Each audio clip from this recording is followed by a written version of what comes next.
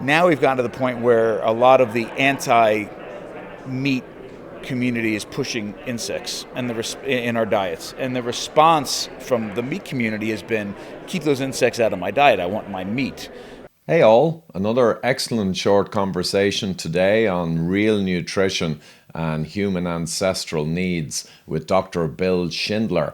And he brought up the topic during the conversation of insects, which is quite topical, and I ran with it, so I think you'll enjoy this one. Here we go. I'm here at Low Carb Denver 2023 on a beautiful day, and I've met up in person with Dr. Bill Schindler, a person I admire greatly. Very good to see you. Absolutely. And your talk, I just really loved it. You were the keynote at the start of this 3-day conference, and justifiably so, I might say. But you went through the whole history of human development, and you busted a lot of myths. And one of those myths was the teeth. Like the vegetarian-leaning people, shall we say, would say we don't have big canines like a tiger. We're clearly more designed for plants. So maybe a chat through the real paleoanthropology around that? Absolutely. So the first thing I think we need to understand is that there is literally almost no food that humans are perfectly designed to consume, and except for human breast milk, and that's for a short period of our infancy when we're perfectly designed for that. But when we get weaned, we biologically lose the ability to safely and efficiently digest that dairy from our mothers. And for everything else in our diets, we need to do something to it. We either need some sort of technological assistance with acquiring that food, like in the form of hunting or trapping or fishing, or we need assistance with making that food as safe, nutrient-dense, and bioavailable as possible. So for 3.5 million years, and that's a long time, I understand that, but we've been creating simple but powerful technologies to do just that. So when we have sort of these attacks or these sort of attacks on approaching food, and not including, we shouldn't be including things in our diets because we're not designed to eat them. That it's a false. I mean, it's ridiculous because we're not designed to eat almost anything. So if we're talking about technological input, a great point is vegetarians and vegans will typically say, and this is the default, well, we shouldn't be eating meat because we don't have huge canines. Well, there's several flaws in that statement, but one of those flaws is that we haven't needed a canine for 3.5 million years. And I opened up my presentation the other day by busting to get 2 rocks. I mean, one of the simplest form of technology, 2 rocks, bang one against the other, if it's the right material, you automatically end up with an incredibly sharp, durable edge. It is better at ripping apart carcasses than canines are. So with one simple technology created in less than a second, that entire attack on eating meat disappears. But then if you think about it from that perspective as well, okay, well, let's look what's typically in a vegetarian diet. Vegetables are one of the most difficult foods for the human body to efficiently and safely derive nutrition from. Do vegetables have nutrition? Absolutely. But it comes at a cost, right? One of the costs is every plant has some level of toxin in them. And in many of those cases, we need to have some sort of technological input to make those foods safe enough for us to eat. The second piece is that even when there is nutrition in those vegetables, quite often they're either locked up or they're in a state that's inaccessible to our bodies.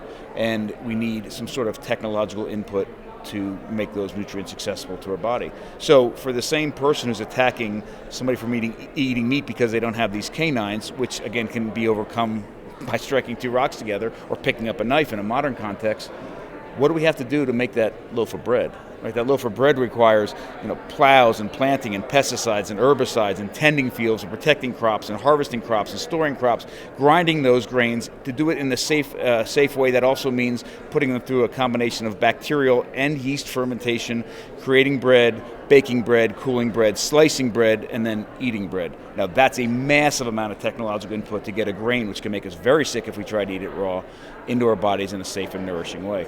And one other, I think, really cool thing that drives this home that has come to me recently is if you look at the technological inputs for the past 3.5 million years that our ancestors created and required in their food system, they really fall into 2 categories, cleanly, one in an animal-based side and one in a plant-based side. Our ancestors were eating a combination of plants and animals. They required technological input on both sides, but almost all the technological, and this is pre-agriculture, everything changes then. Pre-agriculture, prehistoric, Almost all the technological inputs that were required to include animals in our diets were focused on getting that animal, right? Overcoming our physical limitations and making spears and boomerangs and throwing sticks and nets and fishing hooks and all traps, all of those things that allow us to get the animal. That's the technologies where most of our focus was on those technologies. But once that animal's dead and sitting in front of us, we need a sharp edge. Like literally, almost all the nutrition in that animal is available as soon as you cut into it. Cooking helps a little bit with red meat, but for the most part, all of that is incredibly safe, bioavailable, nutrient-dense nutrition. Plants are completely different, almost exact opposite. Before agriculture, the plants that were included in our diets accessing them required very little input. I mean, we had things like digging sticks or nutting stones, crashing two rocks together, or that's literally about it. We're collective foraging. We're using our teeth and our fingers and grabbing these plants. But once we have those plants, we have to have an immense amount of technological input to make them safe and make those nutrients available to us. So almost all prehistoric technologies surrounding, including plants in our diets, were detoxifying plants and breaking them down and pre-digesting them and making those nutrients available. Absolutely, that was a super summary. And just one other thing that really caught me, and I was aware of this, but you went through it in detail, the processing that happens in birds with the gizzard and all that stuff. It'd be great if you could do a whirlwind tour through that. Yeah, and I'll give you a quick, I don't know if we spoke about this before, but it happened, my understanding of this, or the light bulb moment, happened in Ireland. So there's a show called What Are You Eating? Right, and they were going into its third season when I was living in Ireland, and the host, I forget his name, the host, they contacted me and they said, hey, we'd like you to be on this program, one of these episodes. And I said, absolutely. What's the episode on? They said, veganism. And I said, I think you have the wrong person. I don't know much about it. I can't offer anything. And I said, no, this is what we're going to do. The host is going to get a whole bunch of blood work done at the start of the filming. Then he's going to go on a completely vegan diet for a month. And during that time, he's going to go around Ireland and meet leaders and interview leaders in the vegan community. And then at the end of the month, he's going to get a blood work done. And then we're going to come out to you, and we want you to talk through the prehistory of animals in our diets and maybe make some ancient tools and do all this. And we did it down at Paris Court Waterfall. So scenic settings, gorgeous, and a friend of mine, Jason O'Brien from Adeus Foods, he set up, he worked with some hunters, and we got 2 deer, 2 rabbits, and 2 ducks on site. And I brought all these rocks, and I brought some students. I was teaching at UCD at the time. I was a visiting professor. We brought some graduate students down. And as we were filming and going through all of these things, I had students elbow deep in deer carcasses and things and slicing them open with stone tools. And partway through it, the host says to me, he says, grab one of those ducks and, cut it open on camera and pull everything out. I said, okay. So I grabbed this duck and I grabbed a sharp edge of a rock and I cut it open and I reached all the way into this duck. And I mean, all the way up into its throat. And I pulled all the organs out and I laid them out on my arm. And this duck, right before it had been killed, had feasted on, I believe it was barley, but some kind of grain. And when I pulled everything out, at the top of the digestive tract, what was on the top of my arm, right at the tips of the fingers, was this huge enlarged sac. I mean, it was huge. And inside of it were all these swollen grains of barley. And I'm looking at the digestive tract of this duck, and this is in the middle of trying to sound intelligent on camera. I have students that are about to cut themselves with sharp stone tools. There's animals everywhere, cameras, and I'm looking at this, and I had this light bulb moment. That duck is a granivorous bird designed to consume grains safely and efficiently. And the first part of its digestive tract, which is different than ours, is they have, depending on the type of bird, they either have a crop or a crop-like structure. And that's an enlarged muscular pouch that's warm and moist and dark. And when they consume these grains, and they're eating raw grains right off the stalk, it goes into the crop and sits there for usually 14 to 16 hours. And during that time, those grains soak, they ferment, and they're in there sometimes long enough to sprout. And though that the biological processes happening in that crop is essential because it's effectively detoxifying those grains, reducing phytic acid and it's pre-digest, doing all those wonderful things. And then these soaked, soft grains, detoxified grains, go into the gizzard, which are these 2 muscular discs, and in between those muscular discs, the birds are, they eat gravel and grit and sand and things, and that sits in between those discs, and the discs go like this, and they actually grind them. And then, and only then, these detoxified ground grains go into their digestive tract, which after that point, effectively. I mean, there's a lot of differences, but operate like ours, and they, the food is broken down, and the nutrients are absorbed through the intestinal walls, and they nourish the bird. And I'm looking at this, and I had just given a sourdough sourdough bread presentation a few days earlier, and was also up in County Mayo when we were working with cornstones, and I'm looking at this and I'm like, these birds, other than baking, are literally making sourdough bread. They're going through all of the steps of what a traditional sourdough baker who's using a wild, long sourdough ferment to transform those grains into something different. It's happening in these birds. And I thought it was brilliant, and I've thought about it forever since. But the other part that I thought about was, I wondered, okay, if I took one of those grains, so here I am as a human trying to eat grains, and I don't have the cropper, and I don't have this gizzard. And what happens if I take one of those grains and bypass those essential parts of the digestive tract and just stick it into the digestive tract that resembles mine? What would happen to those birds? And you're never going to be able to figure out how to do that, and I'm never going to know, and the day went on.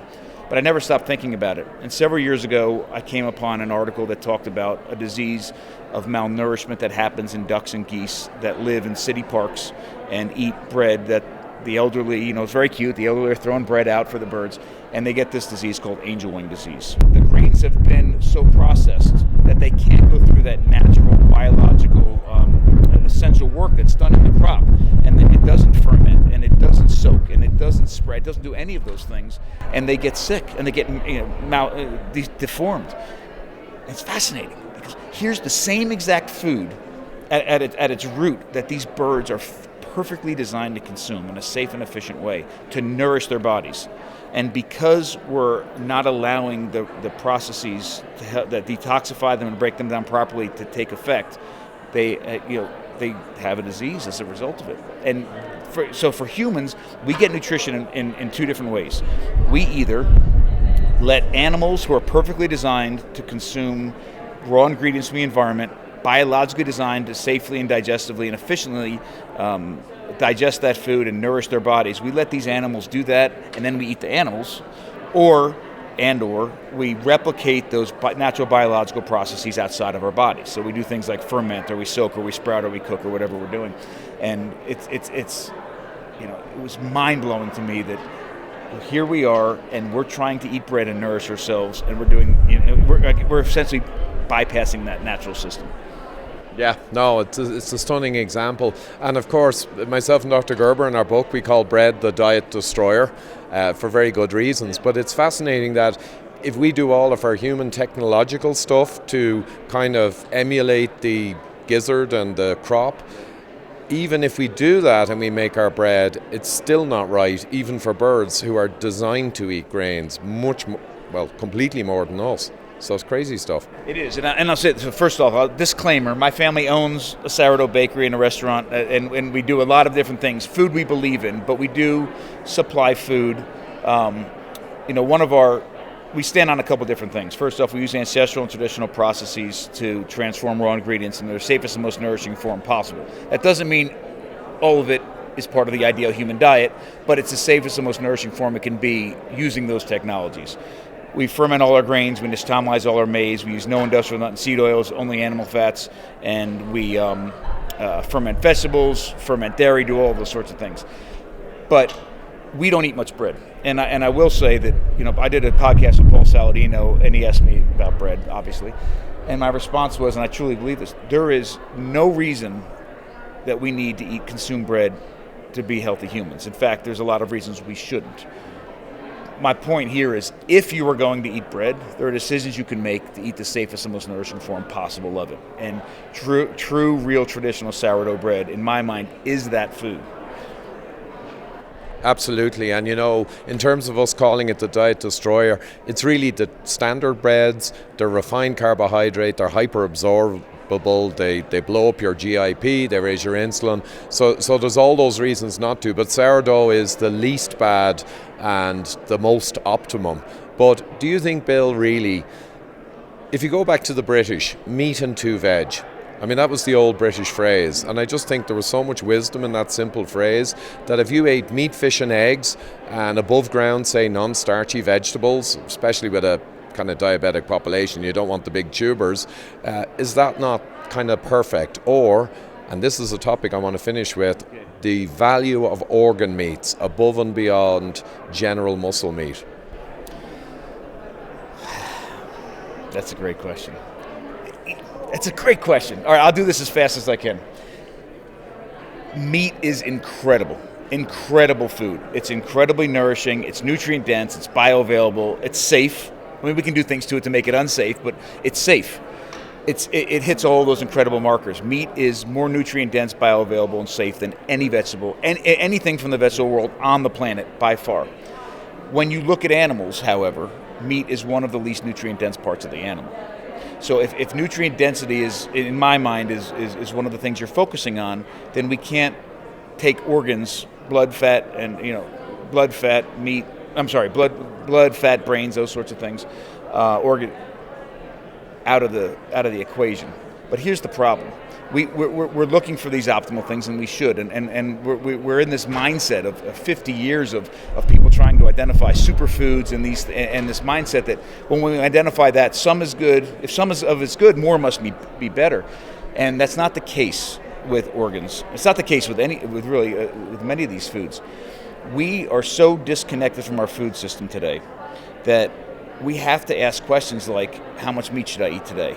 Or how much fat should I eat? Or how much liver should I eat? I'm thrilled that there are people out there right now that are making the public aware of the value of organ meats. Love that. But it's actually going a little bit too far in my mind, where we're suggesting that here are these superfoods and we should be eating massive quantities of them every day. I mean, there's, like I mentioned on stage, 50 pounds of bull testicles we should be eating this week. It's silly. It's ridiculous. If you asked a hunter-gatherer 20,000 years ago, how much liver should I eat? They'd look at you like, well, that's not even a question, because they're sitting there with this animal they just killed, and they'd say, I'd eat that liver. My family and I, my clan, whatever, would eat that liver, that heart, those kidneys, that spleen. We'd probably have some of the blood. We'd eat all the meat, we eat all the fat, and then we go kill another animal. I don't understand the question. That's all I have access to. But we've separated the different parts of the animals in the grocery store. We're relying on other people to tell us what we should be eating, and we go into the grocery store as an uninformed consumer that has the ability to buy 50 pounds of chicken liver from Whole Foods and then come home and ask how much we should eat. So I would never say organs at the expense of meat. To me, the optimal way of doing this is organs in addition to meat. And if you look at how much, and this is what we just invented in our restaurant, a beautiful nose-to-tail hot dog. I've been working on it for years.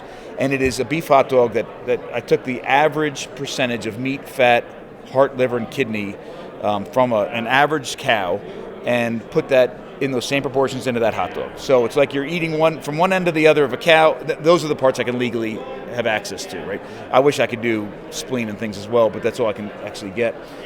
You're doing the same thing with that hot dog in the same proportion. And it's not that that's just this ideal thing sitting out in the distance, those proportions, just because it is. Those proportions in those animals just happen to be the same proportions that were available to our ancestors as we were literally creating the species. So it just by default in my mind, that's what they had access to. That is by default the ideal proportions of these things we should have certainly in our diet. I've spent a lot of time with indigenous nutritional groups all over the world. Organ meats and fat are highly valued. Never at the expense of the meat, though. It's always in addition to it. And I'll add one other thing, and I know you didn't ask this, but it drives me just as nuts as people, these sort of bifurcated, polarizing arguments that we have in this space. Insects. It's gotten to, so right now is it the organs? Should we have organs or should we have meat? No, we should have both. That's in my mind. Now we've gotten to the point where a lot of the anti-meat community is pushing insects in our diets, and the response from the meat community has been, keep those insects out of my diet. I want my meat. And I don't think that's the right conversation to have either. Look, I don't want anybody to tell me to not have my meat and my organs and my liver and the like. But insects have been in our diets before animals. And it isn't that insects were in our diets and then animals replaced it. Insects were in our diets, animals came in, and then we continue to eat insects as well. There is a ton of valuable nutrition in insects, And whether we want to agree with it or not, they are incredibly sustainable as a food resource. So in my mind, it isn't a conversation of insects or meat. It's a insects and animals at the same time. And that's a very, very fair point. I think the problem, there's a political kind of thing going on with the insects, that there's a lot of driving forces coming from the World Economic Forum and certain foundations that are strongly linked to pharmaceutical and, you know, the whole ID cards and the way the world's going. So this pushing the insects is perceived as a threat. And I understand that, and we should perceive it as a threat. But the response, I don't think, should always be keep them out because there's value. And you know, I agree totally. I saw a documentary probably 35 years ago on television, and it showed these tribes on certain islands, I can't recall where, and a couple of times a year there was a season for these insects that to me looked like big blue bottles. You know, they did not look appetizing. And for hundreds, if not thousands of years, they had baskets, big kind of teardrop-shaped baskets. And when the flies would literally cloud the island, they'd swing the baskets and catch them. And then they showed all of them. They made patties, they made cakes, they cooked them in different ways, they made pastes. And all the kids and everyone, like they were just, it was Christmas time when all these insects came in. But honestly, they were kind of like blue bottles, and they squished them and mashed them. And to us, it was disgusting. But to your point, I mean, there's an exemplar. Yeah, and so I think the way we frame these things in our heads makes a huge difference. And certainly, and look, foods cannot be food, and the way humans deal with food and diet and health can never be separated from politics, status, religion, and that's. On one hand, that's a wonderful thing, and on the other hand, it becomes incredibly complicated and blurred. But as far as animals and insects are concerned, I think this is how I frame it. Language makes a very big impact on how we perceive these things and the words that we use and the way that we go about thinking about them. So as far as animals are concerned, and I come from the restaurant world, and we have a restaurant now, one of the things that drives me nuts when I see it on menus and I see the language in kitchens is, what is the protein on the plate? What is the protein on the plate? When we think about food and forget the fact that an animal was living and running around, and we killed that animal and we butchered that animal and we're cooking that animal, and we don't even say meat anymore, we say protein. We're viscerally insulating ourselves from the reality of what that animal really means in our diets, and also from an ethical and sustainability perspective. So I want to get rid of not using the word protein in a biological sort of dietary sense, but in an actual act of eating, act of cooking, act of engaging with our food. I don't want to use that word, and I don't even want to use the word meat. Because in my mind, what changes in our evolutionary past, our evolutionary track the most, is when we go from just eating meat to eating the entire animal. So I like to say animal-based foods, or we're eating animal. We're not eating meat, we're eating animal. And I think that makes a big difference. And the same thing with the insects. I think when we think about insects, and for some people that's just eating liver, they can maybe begin to wrap their brains around, but eating insects is like not even part of the thought process. When we argue about insects, let's also remember how important they are right now to certain groups in the world. I mean, Thailand, they're still incredibly important. Mexico, they're still incredibly important. In parts of Africa, they're still incredibly important. Just think about it, not necessarily framing it as a this or that, but a this and that, and I think we'll have a much better outcome. Yeah, and you know what? The extreme diet, if you will, carnivore diet, if a carnivore diet person was eating just insects, well, that would still technically kind of be a carnivore diet. I suppose it would be. Absolutely. And then the other thing is when we are... One of the things that we need to do when we're defending, and we need to be defending, our access to animals and animal-based foods, one that we need to do is, obviously, that the way we started is powerful. Like, we don't need canines to be able to eat meat. We have all these, and we haven't needed them for a very long time. In fact, we haven't needed those canines during the most important times in our evolutionary past when our bodies and brains were growing to the degree that we exponentially became Homo sapiens. Like, that's the time we should be looking at, and we had stone tools and didn't need canines, and we ate massive quantities of animal-based foods. But the other thing is, when we start framing this as, we're eating the entire animal and we're thinking about the life of that animal, all of those attacks on eating meat from not only a nutritional perspective, but from an ethical perspective and a sustainability perspective, all of that starts to change. All the math starts to change. All of the arguments start to change. And I think we can actually find common ground there. But eating the entire animal, in my mind, is the most nourishing, ethical, and sustainable way to include animals in our diets. Absolutely. And you know what? Organ meats, I make sure I eat some. Unfortunately, I lost the taste for them because, modern world, we don't eat them. But I've regrown the taste. But a lot of people find it difficult to eat them. I often say pate is a great way to get liver. And I also worked actually with a friend of mine, Warren, in Extend Life New Zealand, and we made an organ meat supplement, Organ Ultra. So that can be useful as well for people who won't quite go and eat the actual stuff, and it's difficult to cook it to make it very appetizing. It's a little challenging, so that's another option. But last question, because I know we both have to move on. Well, actually, when are you back in Ireland? Haha, very good question. I am coming back in Ireland in August, if not before. So we're running, and I'm finishing the itinerary right now, but I am running my wife and I are running a trip to Ireland, a food history, prehistory trip for 5 days. We will start in Dublin. We'll end up in Belderrig in County Mayo for several days and come back to Dublin. And the goal is to connect people with their food, but using the incredible prehistory and history and Irish traditions around food to do that. Excellent, Bill. Well, I'll certainly be delighted to meet up again, and I don't want to interrupt your project, but I'd love to meet up over there. Super. Well, we'll leave it at that because these are shorts from Low Carb Denver 2023. Good man, Bill. Thank you very much, Ivor. So, will you be getting those insects into your diet? Might be an acquired taste. One thing I also mentioned there was organ meats, of course, and how important they are, the polypeptides and the nutrient density that's in organ meats. And I acknowledge that many people are not prepared to cook them, or they don't like the taste, etc. So I'll just include here a product I developed with Warren Matthews of Extend Life. New Zealand grass-fed sheep organs, and all the goodness is contained in this product, Organ Ultra. So I do have a 15% discount I can give out with the code there on the screen, and the links are down below, only should you wish to avail of this offer and get the nutrients of organ meats into your diet to enhance your own health if you don't wish to source good quality ones and cook them, prepare them, etc. So there you go, just an offer, and I'll catch you next time.